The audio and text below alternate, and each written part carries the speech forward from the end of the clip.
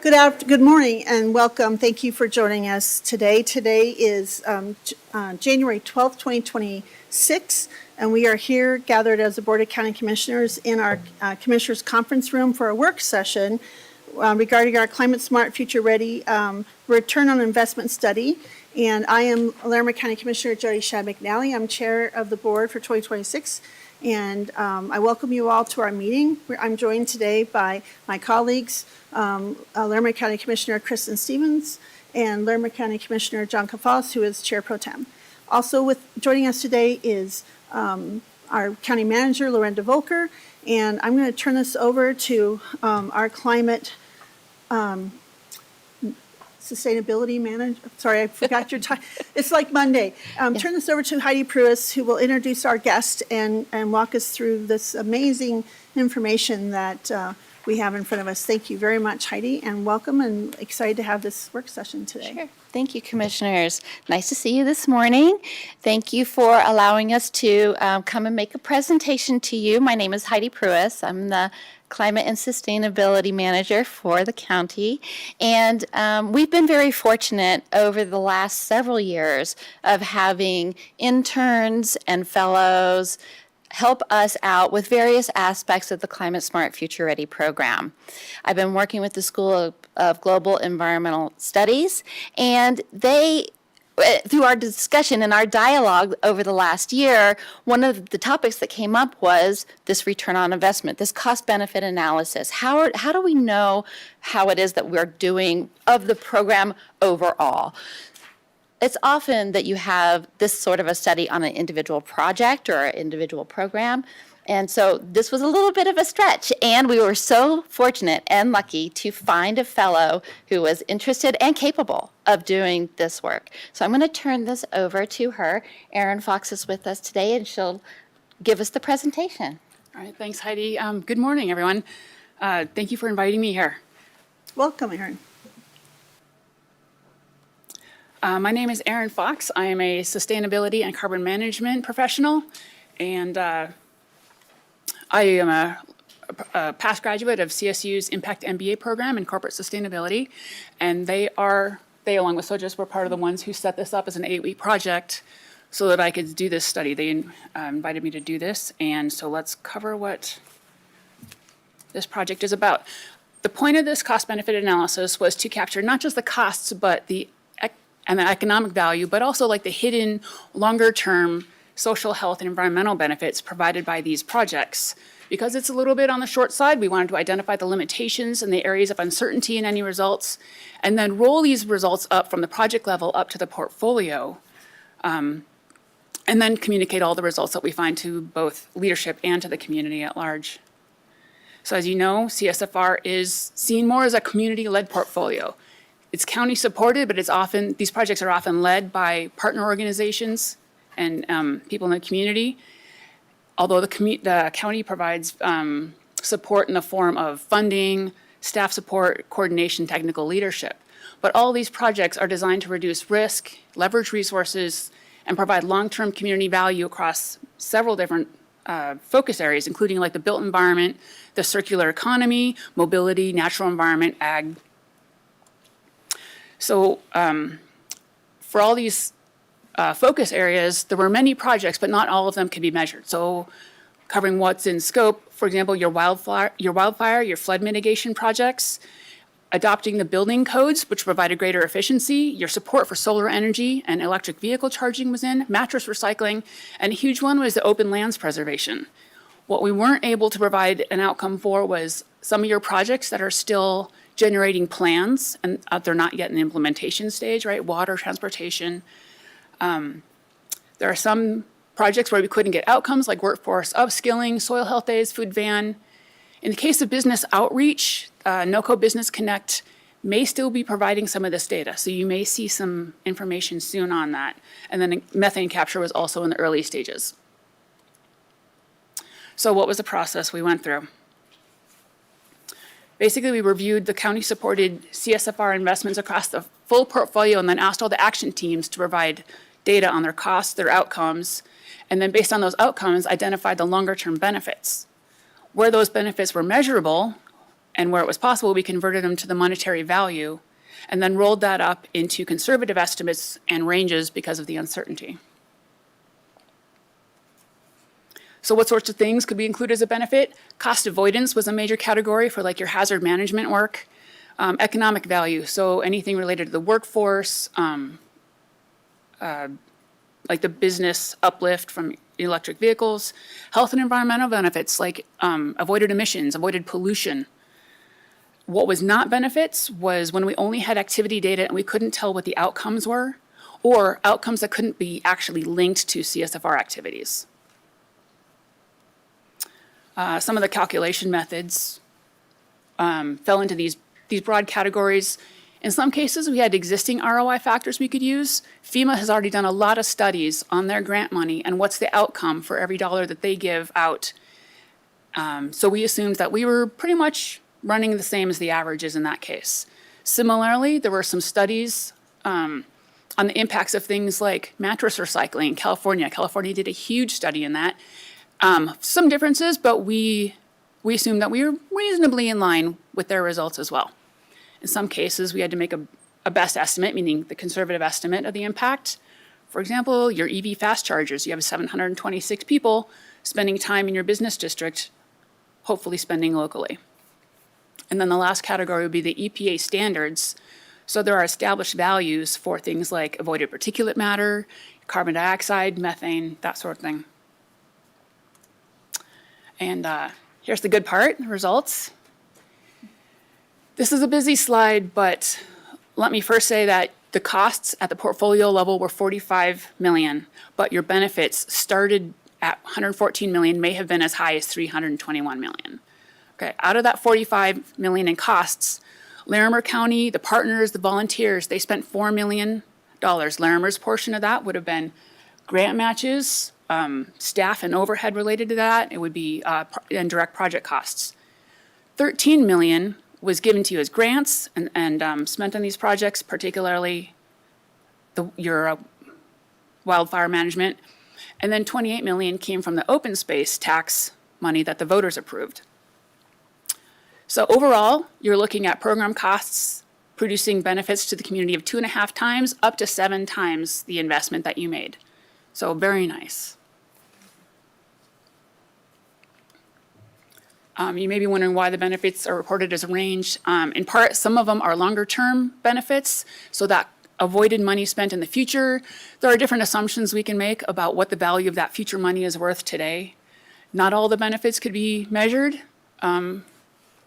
Community and environmental benefits, social benefits can be very difficult to measure unless there's, or to give a value on unless there's some good research on it. And then we did use conservative assumptions so that we didn't inflate the results, but basically that does give you a defensible bottom line, but technically it's probably, the actual result is probably higher than that bottom. The top 3 projects that you ended up with were adopting the 2024 building codes are expected to produce $16 of value for every $1 spent. Now that's $1 spent by both the county and by building owners, commercial and residential. So that's total. And then the $16 comes from both avoided emissions and simply the savings from the efficiency, particularly for commercial.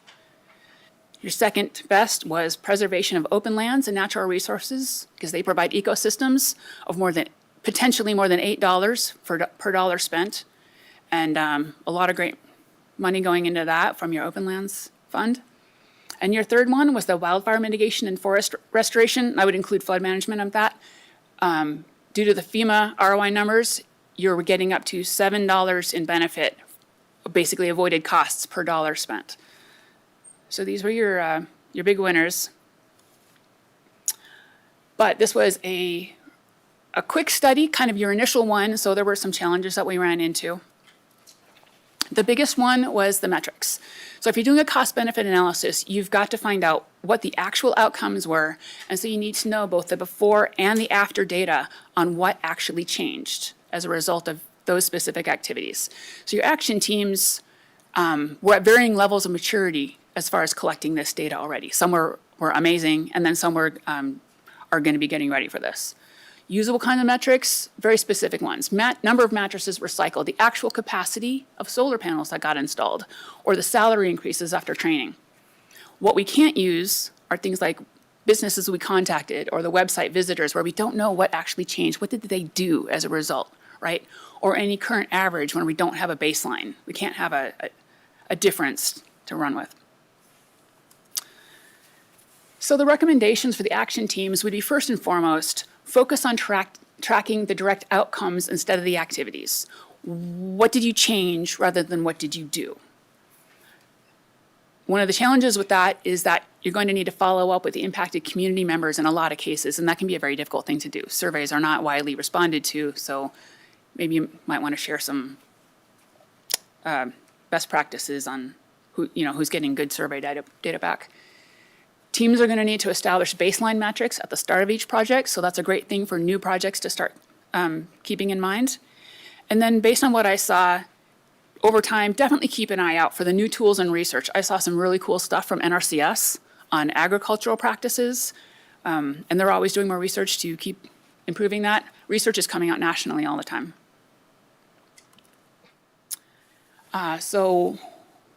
Let's wrap this up.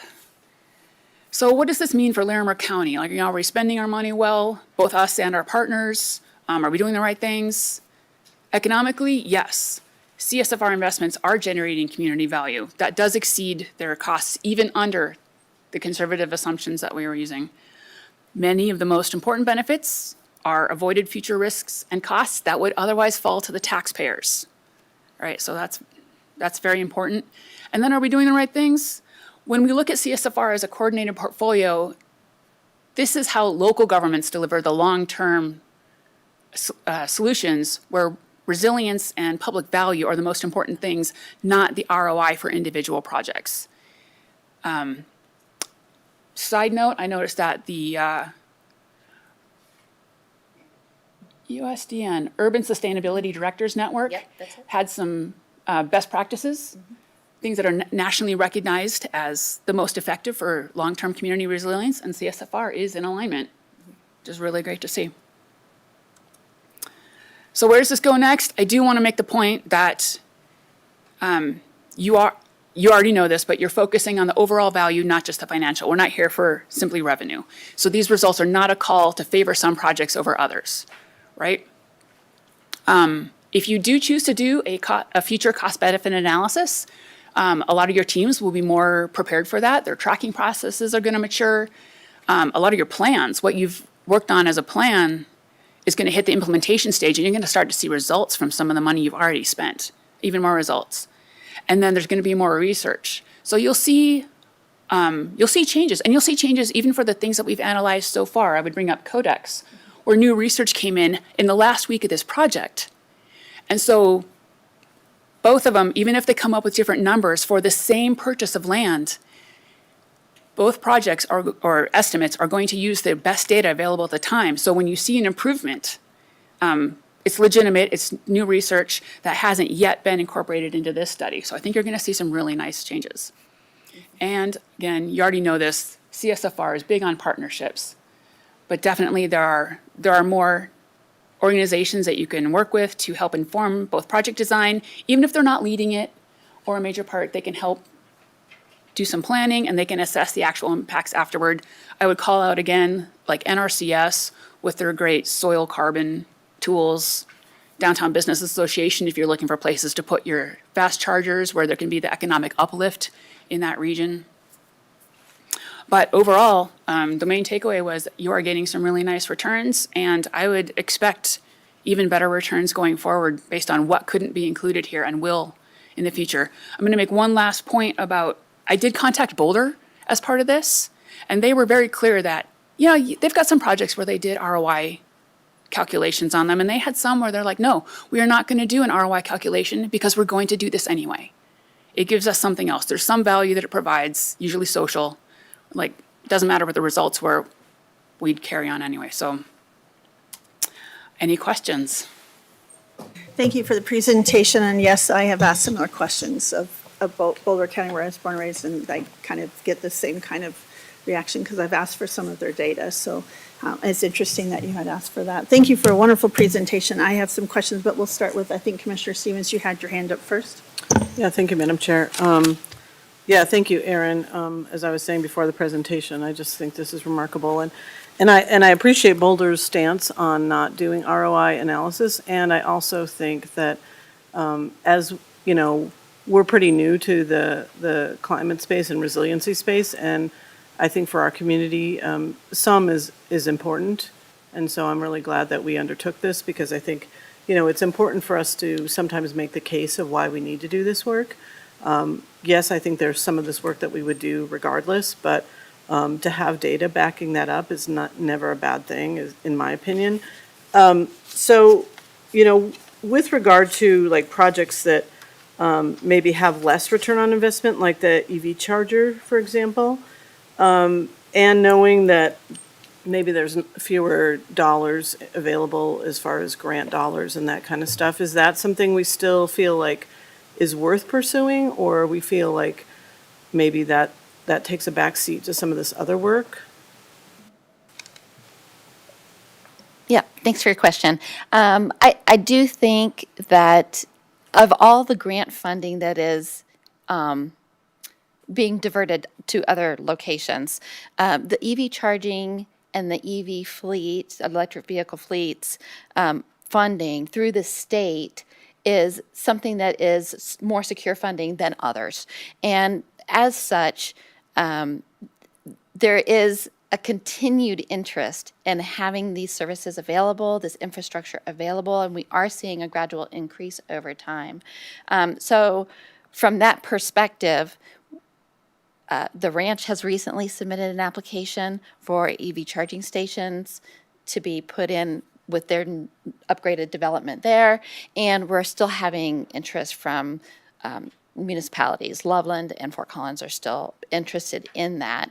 I don't know, Aaron, would you like to speak to return on investment for charging stations? Yeah, you're correct that it's probably the lowest one of all the projects. However, I think that there are other benefits that you're looking for, right? It's to be in alignment with the state's goals. It's to build this consumer confidence that they can have an electric vehicle because when they look at their app to find a new station, boom, there's plenty of options. They know that they can come here, do what they need to do, they can get back, right? So a lot of it is confidence, sending a signal that these are good things to buy, right? So it's this one in particular is very forward thinking. Yeah, and I guess there's state funding still available. I was just thinking about federal funding.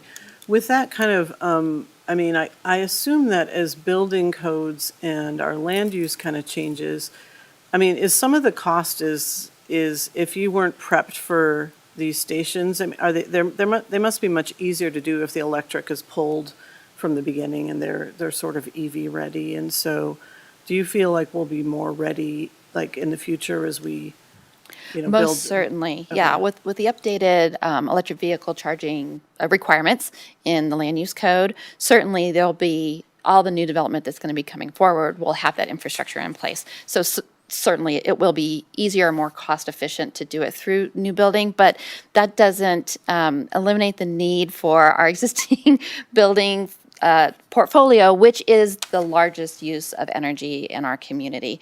So yes, and both is needed. Okay, and then Madam Chair, just one last question, if I might. I just, the updating the energy benefit or the efficiency benefits for commercial is a lot better than for residential. And it does kind of drive up the costs of, you know, maybe residential a little bit more. I mean, do you feel like we need to, I mean, you know, I don't know, we're trying to, you know, both consider people's, you know, affordability of housing and that, I mean, do you, I guess, you know, kind of what are your thoughts on that as we kind of grapple with that, you know, hearing from the communities that some of those costs are kind of hard to absorb, and knowing commercial benefits more, it would be really nice if residential benefited as much. Yeah, it would be. It would be. You know, just the sheer volume of square footage when you have a project in a commercial setting makes those projects more affordable. The the energy efficiency and electrification action team did look at both portfolios. And, we have all of our utility providers are members of that particular action team, and they're seeing that return on investment from their perspective as providers for the business sector, the commercial sector, to have these improvements made. So that's why that team focused on commercial to begin with. There has been quite a lot of discussion now that we do have a commercial building guide that is available on our Climate Smart Future Ready website for commercial owners to look at where can they find the best return on investment for individual items to implement. The pivot in that team, now that they have that guide available, is to make sure that it's widely known and widely distributed, as well as to look at the residential improvements that could be enhanced through the already existing programs that the utilities provide, and where is it that these two portfolios meet in the middle that maybe could utilize some regional approach to understanding the benefits of those upgrades. Yeah. Yeah, and maybe programs like on-bill financing and that kind of stuff. Right. And there again, as costs increase in these utilities, maybe the return on investment becomes, it might be even more beneficial for residential than it is right now. Yep. Okay, well, thank you very much. Thank you, Commissioner Stevens. Commissioner Kowalski, you have questions or comments? Yes. First of all, thank you. I think the report and certainly, the presentation, well done. You certainly you went through it rather quickly. That's okay. But a few questions come to mind. But I think this is really well done. I think it's really important. And maybe you could comment on this, Aaron and Heidi. There is still, with all this work we've been doing for the last number of years in the county, I think this does lay the foundation for making the case that there is a direct return on investment, financially, economically, and then other indirect benefits, environmental and so on. So I think that's why this is, in part, that's why this is so important. And in the community, there still is some degree of skepticism about investing in these kinds of activities. So I'm curious, maybe I'll start there, what your thoughts are on how we will use this information to engage people regarding whatever levels of skepticism are out there. And, it does say where to go next, but it's pretty vague. So I'm wondering if we have more specific ideas on building partnerships and marketing this information and so on. So there's a whole bunch in there. Sorry about that. I'll let Erin give her feedback, but I will mention that we currently do have a consulting firm, KLA, Kim Lundgren and Associates, who is working on encouraging implementation through each of the action teams, and a lot of their encouragement is coming out by the action teams as a need for how are we communicating with the public? How are we getting this information that we've now created, these plans that we've created, or these programs that we've been working on together? How do we do that? And so a portion of their scope of work is specifically to help us look at the communications of individual projects, individual programs, but of Climate Smart in the whole, addressing the exact concern that you have around the skepticism in the community, or really just the unknown. How do we know? Is this really a useful part of our time? Is it a useful part of our discussion? And so I'm encouraged by the timing that we were able to have this particular analysis completed before the launch of the communication campaign that's coming out through this other consulting effort. And so I do think that they're going to dovetail together, and that this is a topic of discussion that we'll continue to have, not just with our action teams, but with our municipal partners, as they are also looking at the upgrades of their individual climate action plans or sustainability plans that they're working on. Thank you. Does that help? Do you have anything else to add? Okay. I would say that so much of this is focused on, I mean, we talk about resilience, but it's about buying down future risk. It's not that you get out of paying at one point or another. Do you want to pay a little bit less now and have a much better future?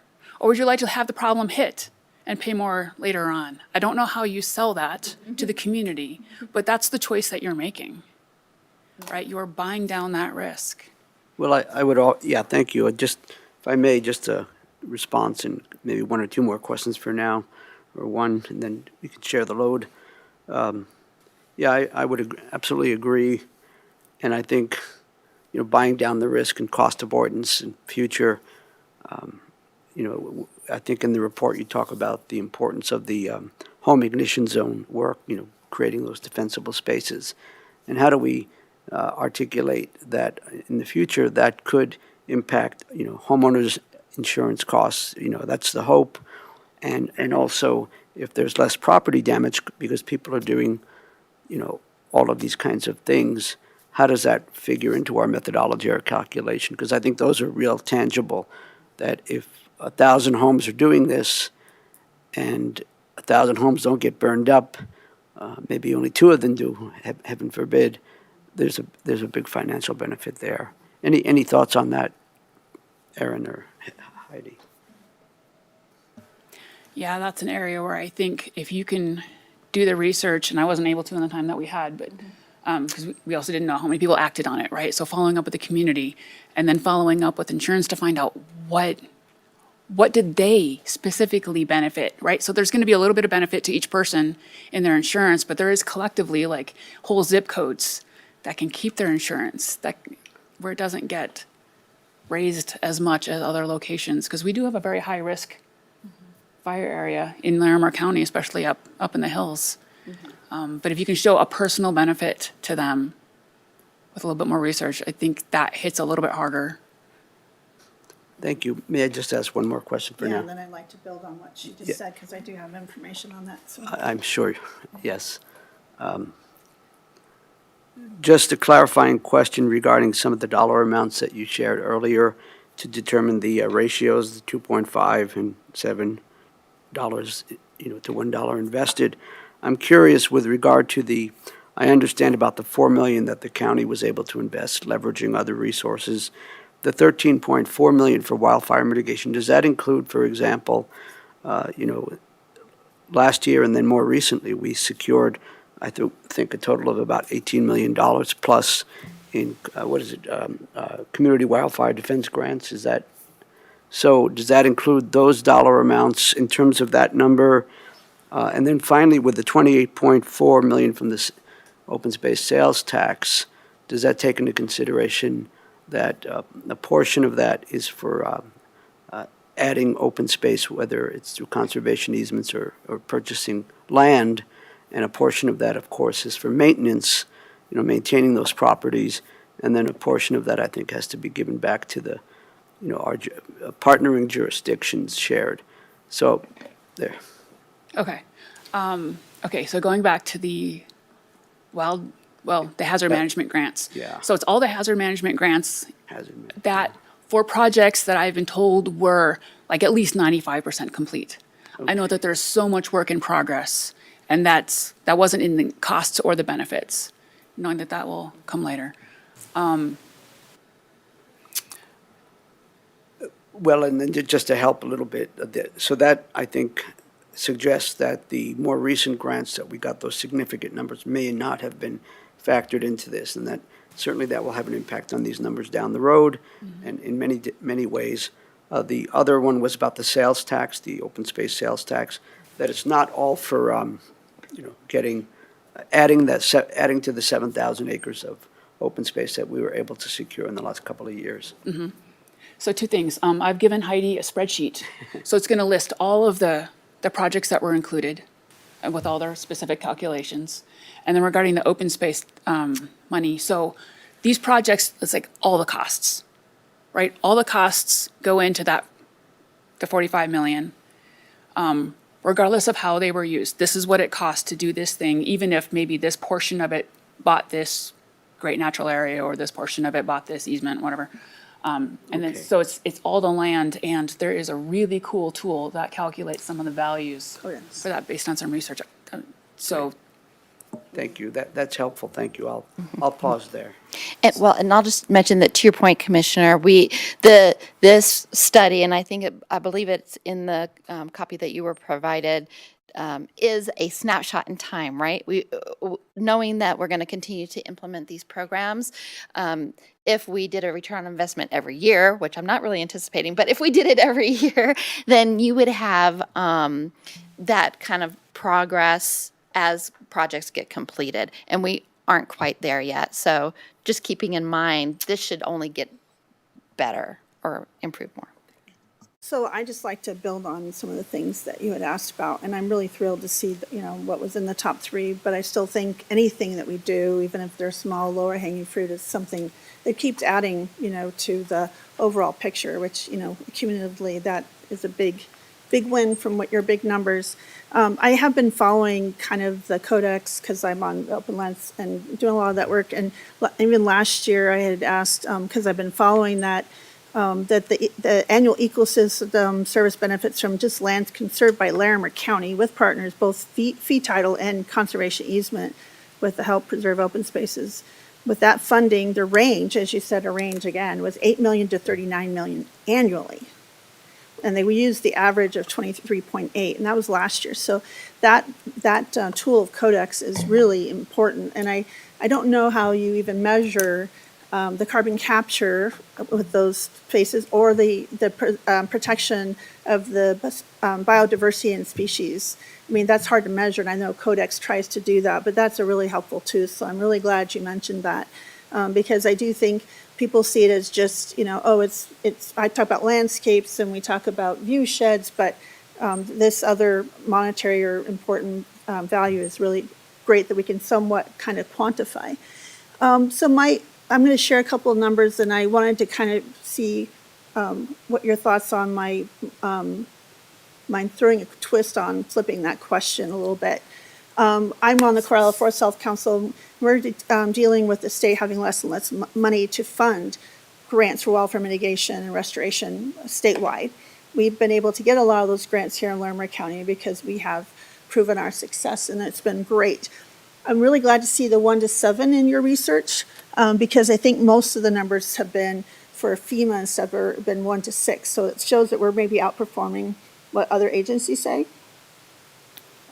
And that worked. But also, I don't know if you had looked at the Chamber of Commerce put out a study that they have actually 1 to 13. And they've been working with Allstate and the U.S. Chamber of Commerce Foundation and U.S. Chamber of Commerce. And what they also have these couple of studies, and it was from June of 2024, so again, it's dated, but it's the preparedness payoff is what it's called, and they're focusing on economic benefits, investing in climate resilience. So it's really related to what you're talking about. But as the Forest Health Council, as we're preparing to meet with the legislature for breakfast in a couple of weeks, we're talking about the cost of doing nothing. There's a cost of doing nothing. And what a number that actually the Chamber had also looked at the cost of doing nothing. So they had said for every dollar not invested in climate resiliency today can cost communities $33 in lost future economic benefit and activity, which is a striking number. So I don't know if your research, and I have one other question about the insurance after that, is have you looked at the cost for communities if they do nothing? Because there's some who will probably, with funding and resources shrinking, this might be something that they, in the short term, think they're saving money to cut some of these programs, but maybe in the long run, they'll be paying much more in the long run if these numbers of 1 to 33, that's a striking number to me. Have you thought about it, or has anyone looked at it, of the cost of doing nothing? Because we're looking at that too. Denver Water has looked at that through their Peaks to People study with the cost of doing nothing. And I'm just wondering what your thoughts were on that. yeah, it definitely depends on in which area, right? But just thinking about like the water plan, I didn't run into the research. Part of the time limited aspect of this. Like, I'm sure there is so much more research out there. So if they have found backing for 1 to 33, yeah, right? As homeowners, we would be impacted by droughts, by the lack of water that we can use on our irrigation, right? There will be huge costs that I hope that somebody has looked into, because it goes far beyond what I've covered here.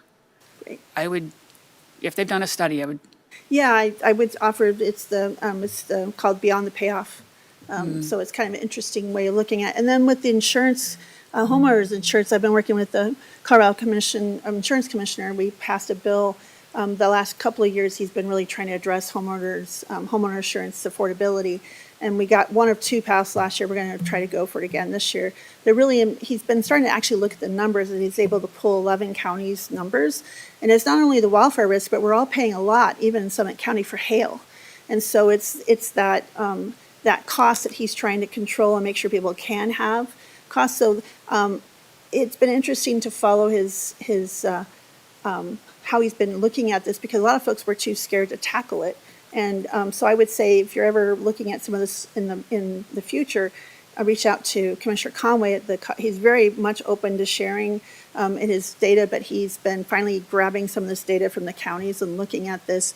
And he's trying to show that we have to somehow address this with some of these programs, so we don't end up like some of our neighbors have a lot of wildfire risk and fires like California and stuff where the markets collapse. So I think that's in the long run could be very beneficial. But he has stories and actual numbers that show people who were able to hang on to their insurance and actually bring it down through some of this mitigation work, and also putting these hail-resistant roofs on. So the short-term investment is paid off, and, long-term. So I wanted to offer that, because I do think, as we're looking at, is it worth the investment now? Obviously, what you've shown with what we've invested, but others, some of this other, it's really important, these investments, because doing nothing could be really costly in lots of ways. So my question, I guess that's my comment, but also just the question I had looked at, that cost of doing nothing, which I think some communities might be thinking about, but it's really important to invest. So thank you for that.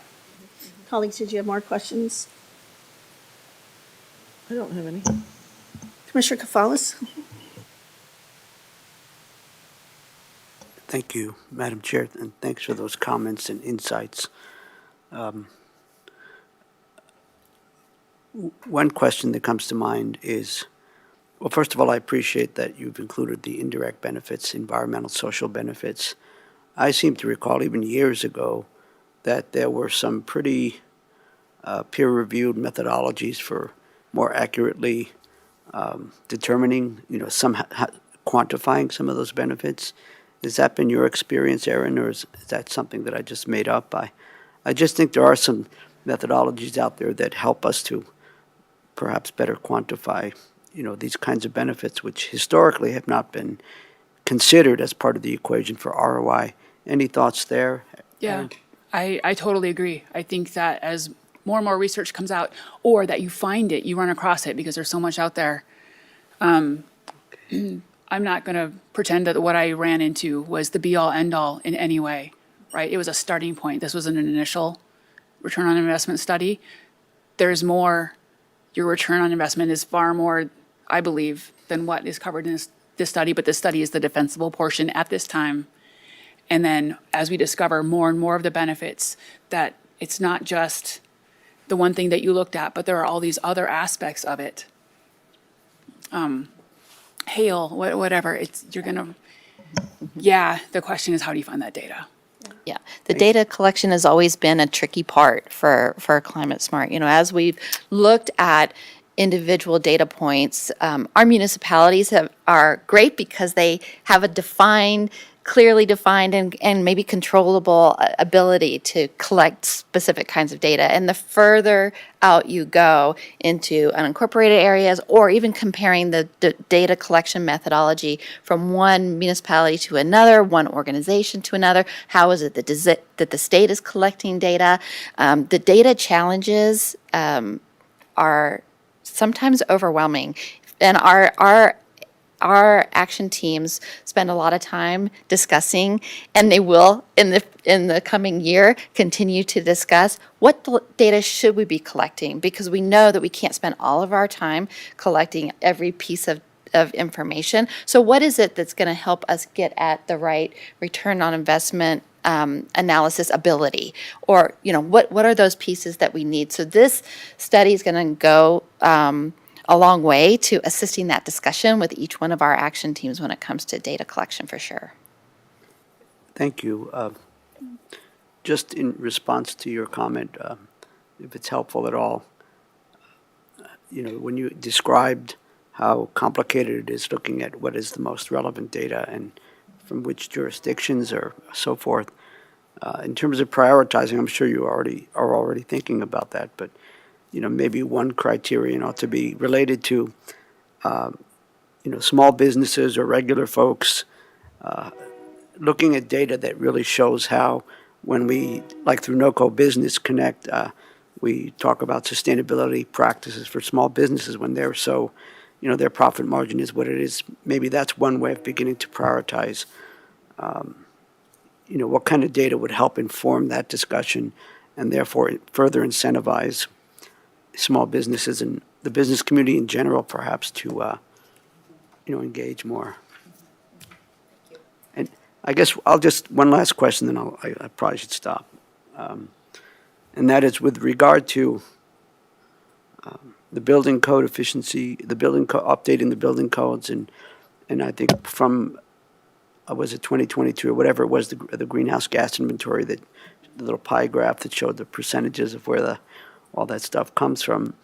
Was the ROI that was determined in the report, was it based on the benefit of doing all that, updating the building codes and all that? Was it based on that our power source, well, if you're in the municipalities, it's Platte River Power Authority, and it's still primarily coal and rawhide number 1, which should go offline in 2 or 3 years. So I'm just curious if that was based on currently where a lot of our heating comes from, either, or even electricity comes from fossil fuels, and how that might change hopefully in the next few years. Yeah, so Lotus Sustainability, with whom you worked before, had a very nice spreadsheet, very extensive. Every single year, what are the efficiencies that were expected to be gained, the increase in electrification. Yeah. They thought about all that. And so, honestly, all I had to do was say, what was the impact, changing this, of just deferring the 2024 building codes for 3 years, and you kick in with like the 2027 changes. And so all of that was the existing electrification plans, the known efficiency gains that were just going to happen anyway in buildings. That was all, they had already incorporated that. I just wanted to share real quick, we mentioned Codex a couple times, and it's the Colorado Conservation Data Explorer, so that I just want to make sure. So it's a tool I flaunt a lot because I think it's very, very fascinating. First, Erin, I want to just thank you and Heidi both. This is, when I've been looking through this, I was really looking forward to this presentation to kind of really synthesize, really this return on investment. I'm super excited and appreciate all that you looked at. I could see there's so many rabbit holes that I would have gone down. So, and you probably all were tempted to, but I can see why this is really important for this scope. I mean, I could probably spend lots of time just going, what about this, what about that? I think this is amazing. So my question is for both of you. This is a great initial report, as you said, that it was really, that you could see where you could have gotten more, expanded more, and I'm sure, Heidi, this is something that you really look forward to having accomplished, because this kind of helps all those data teams see that if there is something tangible, they can say that it's having impact, so it kind of might inspire them to stay engaged and working hard and all those things, right? So next steps from this, is this something we're going to do every 2 years, every year? And how is it, you've got the spreadsheet that Erin has given. What does this look like? And as we get more tools or more data sets or whatever, how could this be maybe something that we could track annually? And I'm sure this is, I don't know how long it took to do this, but I'm curious what are next steps. What does this look like for us to help guide the future and also help validate or assure folks who have been involved and even staff. I can see how this would be really heartening. Yeah, so the very next thing that will happen is that the champions for each of the action teams will be receiving this in their champions coordinated meeting that we have. And I believe that that's happening in a couple weeks here. So that will be the first step. We'll have each of our action teams looking at this information, trying to understand if they need to modify what they've been working on, for instance, collecting a different data set maybe or something like that, and help them inform what the next steps are for actions that maybe they're just beginning. That will be the next step. Very similar to the greenhouse gas inventory. Often it is not beneficial to repeat studies on an annual basis, but more give the time for the plans to unfold, for the programs to develop, have them implemented so that we can see what that reaction is and measure the reaction. And to get to that reaction, it takes a couple of years to have that implementation really be realized. So I would assume that as we are getting ready to update the greenhouse gas inventory, which should be, we projected Climate Smart Future Ready was going to be a 5-year program. And so about that time, maybe in the 4-year time frame, looking to, okay, these teams have been going for 5 years. Is it something we want to continue? Has this been worth our time? Are there more projects to be done? That's an excellent time to couple it with an update to this study. So that's what I would project for the future. Thanks. So I'm assuming this somehow gets embedded in our dashboard. Oh, great question. I'm sorry. I said I'm assuming somehow this is going to be integrated or put on our dashboard. Yes, that's a great question. I don't know the answer to that yet, and that is because we are right in the middle of updating our dashboard from what happened in 2025. And so as we kind of understand there are going to be some changes that will happen. We've had some action teams join on. We've had some action teams back off. Things have been accomplished. New items have been added, and so what fits into there? It's a great question. I'll look into it for you. I'm looking forward to that. Lorenda, would you like to add anything? I could ask questions all day, so yeah. I think what I told Heidi was I appreciate the conservative approach because we want to make sure that whatever we put into a report, we can validate and is defensible. And I love the idea that there are so many things on the outside that are valuable that we couldn't just quantify, and those made it in terms of anecdotal stories and mentioning and those sort of things, but they weren't measured because we didn't have good sources. So I really appreciated that approach. I think it is defensible as we begin to step down this path to make sure that whatever we do makes sense to everybody who looks at the report. The numbers are the numbers, and they come from reliable sources. So thank you for that. I know you spent a lot of time. I wondered at the beginning how in the world we were going to quantify some of these things. We're only just beginning to measure, and you did a marvelous job in doing that for us. So thank you for your work and for the partnership with Heidi. Yeah, I echo those times 10. Just really marvelous work, and I agree with you, Lorenda. I wondered at the beginning, how is this going? I lost your mic. Oh, like, jeez. I just wondered how this would look, but fantastic job, just amazing. Thank you, Aaron. Thank you, Heidi. Colleagues, we have a couple more times, any more closing comments? Commissioner Cavallis. Yeah, I guess we're in a bit of an echo chamber here. You can figure out what I mean by that. So thank you for your excellent work. I think this is really important. As I said earlier, I'm just curious, as much as you're willing to share, you did this, I think, as an intern of some sorts for the county, for the Climate Smart Future Ready sustainability work. What's next for you? Yeah, so you are correct. This was a fellowship for me. Because I'm through all my training, but I am now looking for a job. I would love to work in sustainability, so we'll see where that lands. I think that'd be great. If I may make one more comment to a prior question, if you do choose to do this in the future, I think you have choices. Do you want to do something more like what we've done already, or do you want to go with a sustainability consulting firm that will have more of the data that you might be curious about, more of the broader impacts? Because they'll just have a much more massive database to work with. So that's something to consider, but of course, the cost more too.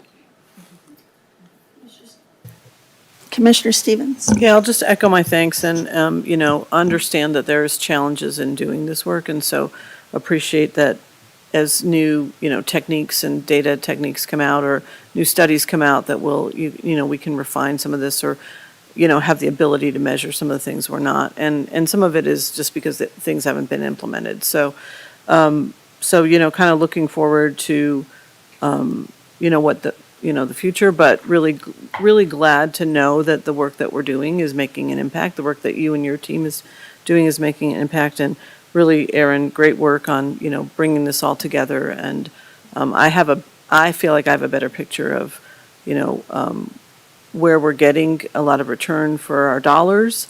I think that's good for the community to know.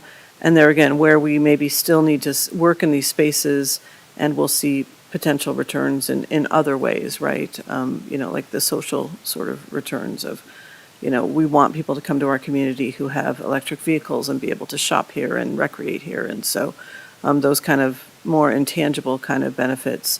But, I like when you quantified it with if every person who has an electric vehicle who charged at these stations spent $20 in the community, right? I mean, those were interesting exercises for me to kind of think about, right? I mean, and I do know, I don't have an electric car, but having friends who do, that it does make a difference where they're going to visit, where they're going to stop for coffee and do all that kind of stuff. So,